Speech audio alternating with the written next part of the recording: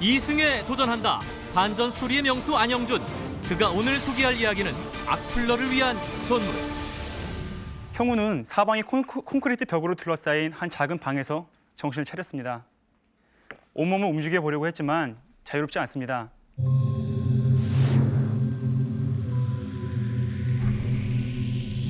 얼마나 정신을 잃었던 것일까. 형우는 의식이 돌아오기 무섭게 극도의 공포감에 사로잡혔다. 여기가 어딘지, 어떻게 이곳으로 오게 된 것인지 전혀 기억나지 않았다. 여기가 어디지?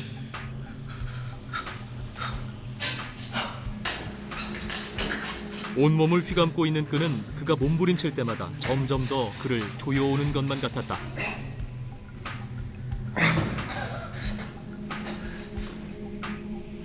그때 2개의 모니터를 발견한 형우.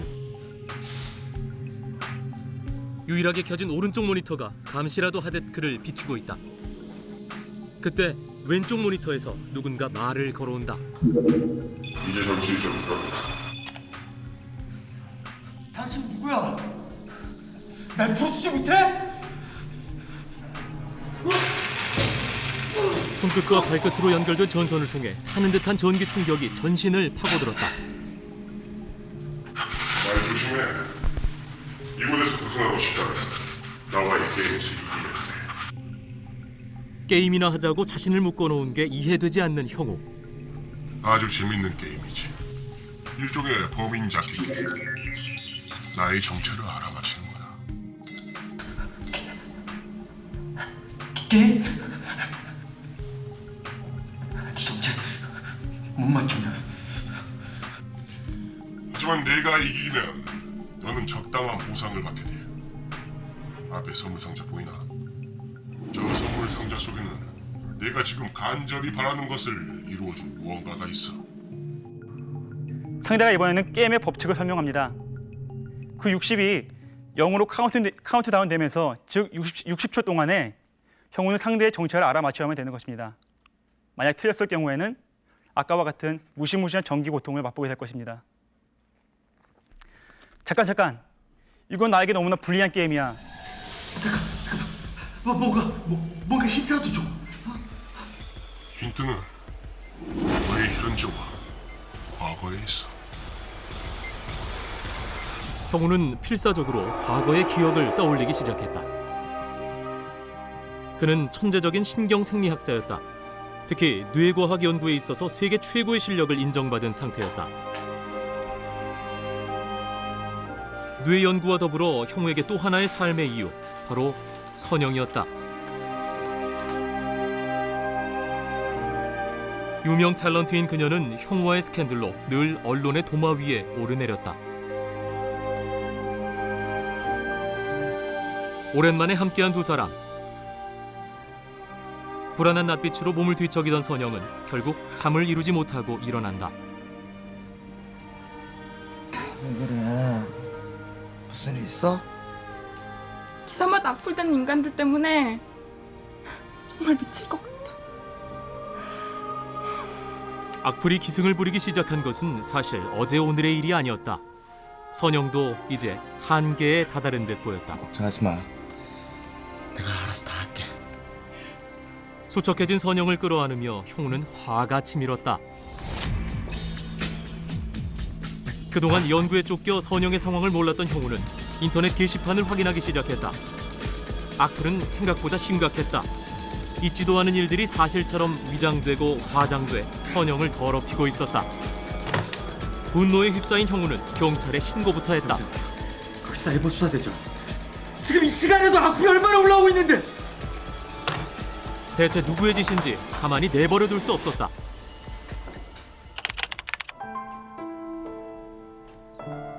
붙잡힌 범인의 이름은 김동혁, 겨우 17살의 어린 학생이었다. 중학교 때 왕따를 당하고 자퇴를 한 이후로는 집에만 틀어박혀 컴퓨터만 하던 애입니다. 용서해 주세요, 선생님. 네, 선생님. 아버님께는 죄송하지만 법대로 하겠습니다. 선영이 받은 상처를 생각하면 선생님! 어린 소년의 미래 따윈 중요치 않았다. 결국 동혁은 소년원으로 보내졌다. 형우는 이 말도 안 되는 게임에서 벗어날 탈출구를 찾은 듯했다. 그래 알았어. 너 김동혁이지. 선생님한테 악플을 달았다. 소년원에 보낸 걸 암튼 북극이라는 거지. 난 그런 정신병자가 아니야.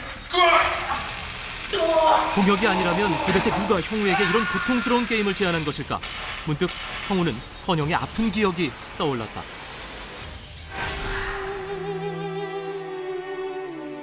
선영은 악플에 시달리다 결국 죽음을 선택했다. 우울증으로 인한 자살이었다. 선영을 지키지 못한 자책과 분노로 형우는 이성을 잃어갔다. 그리고 직접 악플러들을 찾아내 응징할 계획을 세우기 시작했다. 악플러.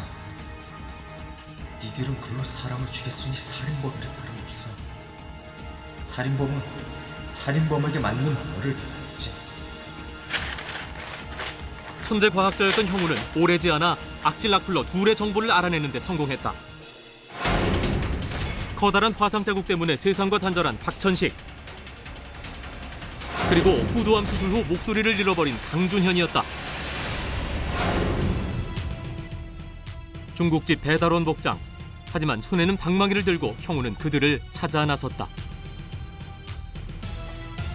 누구세요? 감쪽같이 위장한 형우 앞에 매번 의심 없이 문은 열렸고 형우의 기습은 모두 성공했다.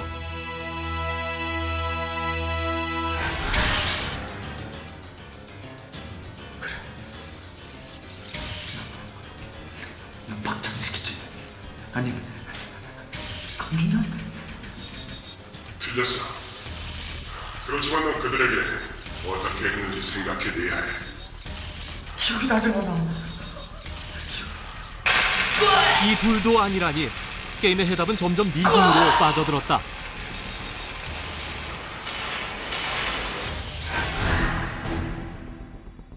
형우가 그들을 데려간 곳은 그의 뇌 연구실이었다.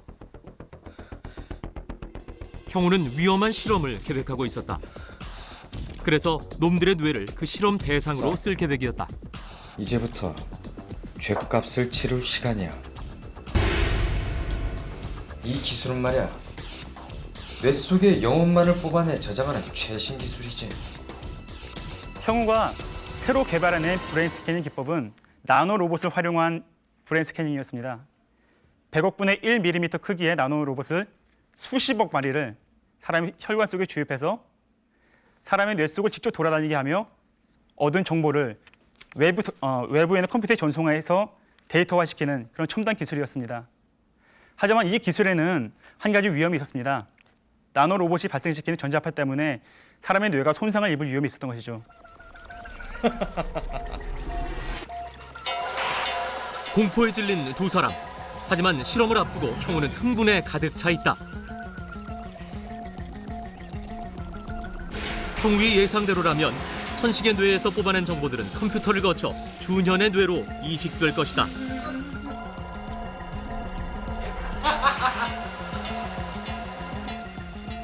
그런데 이식을 받던 중 준현에게 문제가 생겼다. 쇼크로 사망한 것이다. 홀로 살아남은 박천식이 울며 소리쳤다. 이런 미친 실험은 그만둬!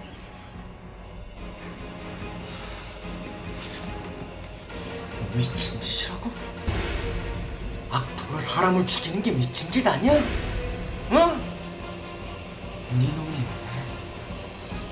악플로 자살을 결심한 선생님 마음을 네가 알아? 살려달라는 천식의 애원은 이제 형우의 귀에는 들리지 않았다. 잠깐. 순간 형우의 눈에는 슬픔인지 분노인지 아니면 광기인지 모를 빛이 서렸다. 방금 나한테 아주 좋은 방법이 떠올랐어.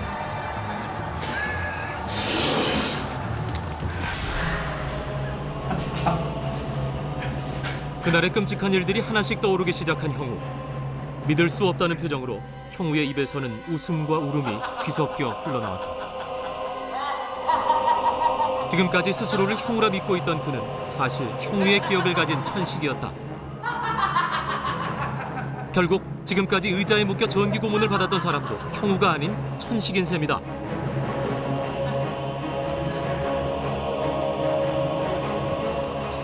말도 못해. 이럴 수 없어.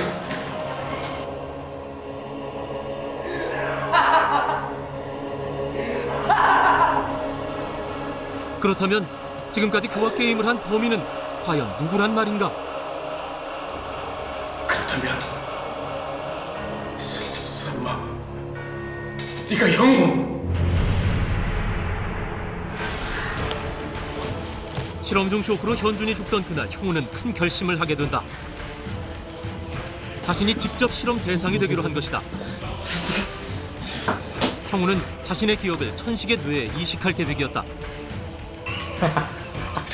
반드시 실험을 성공시켜 악플로 인한 고통이 무엇인지 천식에게 처절히 느끼게 해주고 싶었다. 드디어 형우의 뇌가 서서히 스캐닝되기 시작했다. 컴퓨터로 전송되는 형우의 기억들, 그리고 형우의 기억 중 일부는 다시 천식의 뇌로 이식돼 갔다. 악플러 천식의 기억은 새로 이식된 형우의 기억 속에 잠식돼 버렸다. 그래서 의식이 돌아온 천식은 자신을 형우라고 생각했던 것이다. 충격적인 상황에 또 한 번 넋을 잃은 박천식. 그때 손과 발을 휘감고 있던 전기선이 풀리기 시작했다. 드디어 고통스러운 게임도 끝이 난 것이다. 정답을 맞췄으니 약속대로 풀어주지. 선물을 열어볼 시간이야.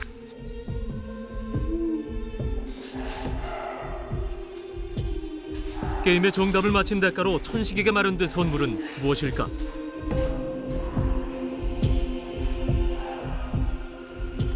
천식은 전기 충격 때문에 후들거리는 두 손으로 포장지를 풀기 시작했다.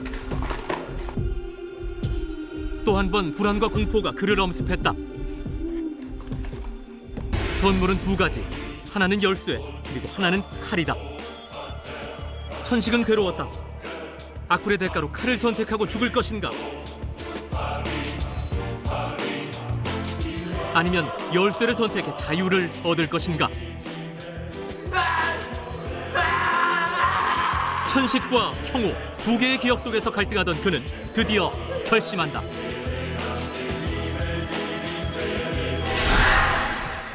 형우는, 아니 천식은 두 선물 중 어느 한쪽을 향해 천천히 떨리는 손을 뻗었습니다. 여기까지입니다.